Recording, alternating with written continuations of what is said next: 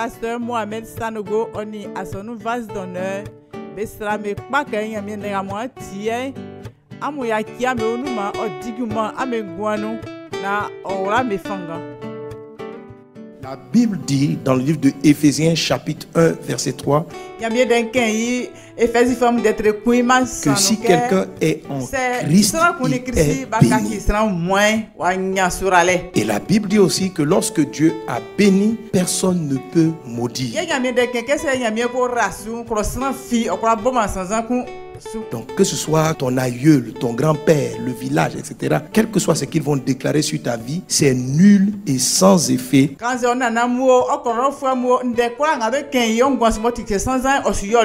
Parce que tu es venu à Jésus, ces choses-là n'ont plus d'emprise et de pouvoir sur toi. Donne un bon amen à Jésus. C'est la raison pour laquelle j'insiste encore, il faut que tu sois converti. Parce que ce dont je suis en train de parler n'est pas vrai pour ceux qui se contentent de fréquenter l'église sans être nés de nouveau.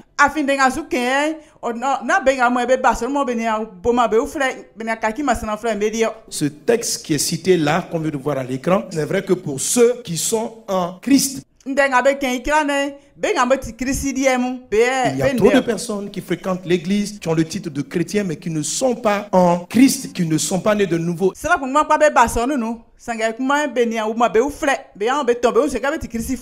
Et c'est là le problème. Donc ceux qui ne sont pas en Christ ne sont pas bénis de toutes les bénédictions.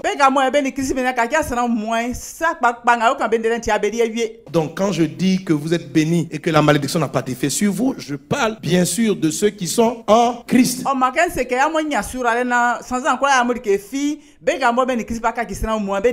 Et Dieu seul et vous-même pouvez être conscient que vous êtes en Christ ou pas. Peu importe ce que les gens pensent de toi, toi-même tu te connais et tu sais ce que tu fais. Et tu sais ce que tu es. Est-ce que ta vie ressemble à celle dont parle Jésus-Christ dans sa parole? Si ce n'est pas ce dont Jésus est en train de parler, arrête de te tromper toi-même. Convertis-toi réellement. Répands-toi de tes péchés et tu seras sauvé. Tu ne peux pas continuer à venir à l'église, à dire que tu es chrétien et quand tu finis de quitter l'église, tu es dans l'adultère.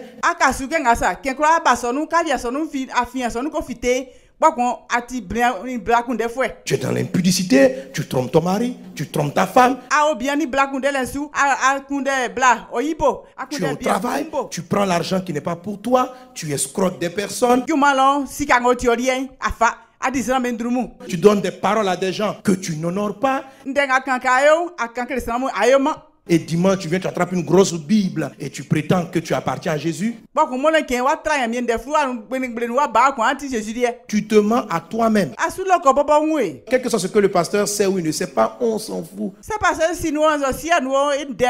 Le pasteur n'est pas Dieu, il n'a aucun pouvoir sur toi. Si tu t'es caché aux yeux du pasteur ou de tes responsables, que nous on ne sait pas, on te prend pour un bon chrétien, on s'en fout.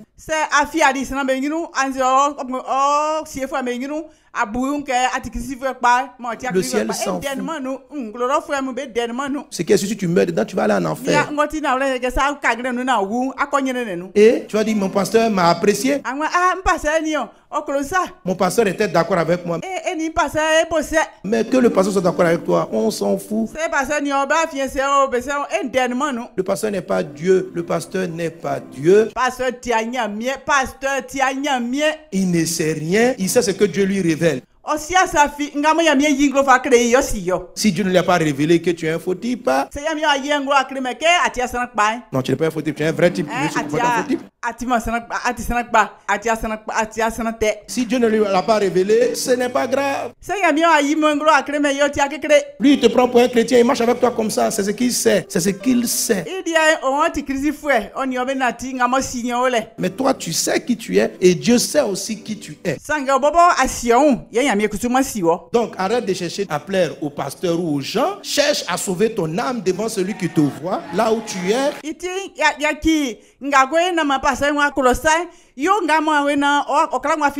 Amen. Voilà, arrête de faire semblant, convertis-toi parce que tu ne peux tromper personne. Qu'est-ce que ça fait? Quand j'avais appris, tu parlais de l'autre là, il marche avec toi, mais c'est pas un vrai chrétien. Mais qu'est-ce que ça fait? Même Jésus, même il y avait des faux types autour de lui. Là, comme Judas, il était des voleurs, il n'était pas converti. Non. La vie est tout le temps comme ça.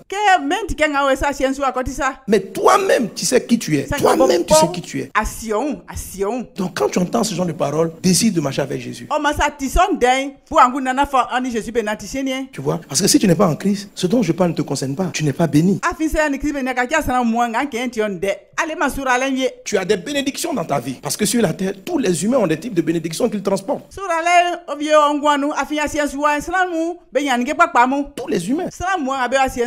Tes parents, tes aïeux ont dû faire des choses bien dans la vie qui a amené Dieu ou une autorité établie par Dieu à déclarer une bénédiction.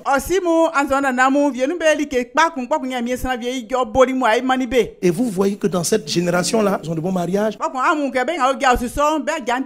Il y a des familles, vous les voyez, ils prospèrent toujours, mais sans être chrétiens. Dieu fait du bien aux païens comme aux croyants. Donc, tu as des bénédictions dans ta vie.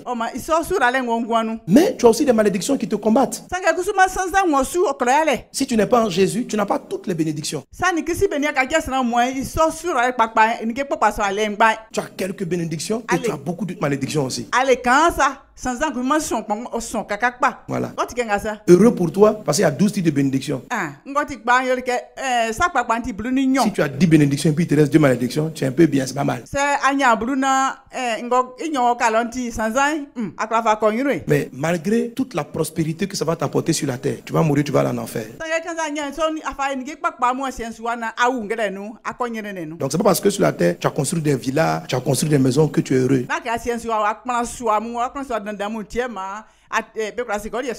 Ta maison ne va pas aller au cimetière avec toi. Tes voitures ne seront pas enterrées avec toi.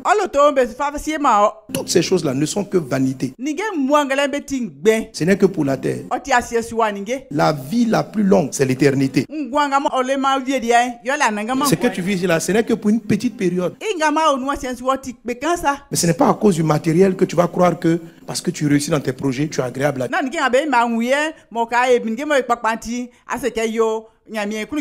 Ça n'a rien à voir. Il y a des païens qui sont prospères.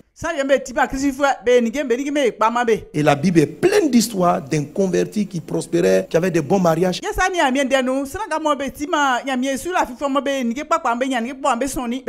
Un païen peut avoir un bon mariage parce qu'ils ont une bénédiction sur leur famille. Que le nom du Seigneur soit béni. Mais malgré que son couple soit bien, il peut mourir, aller en enfer. Mais lorsque tu es en Jésus, tu as toutes les bénédictions. Ça, c'est un avantage. Amen. Amen.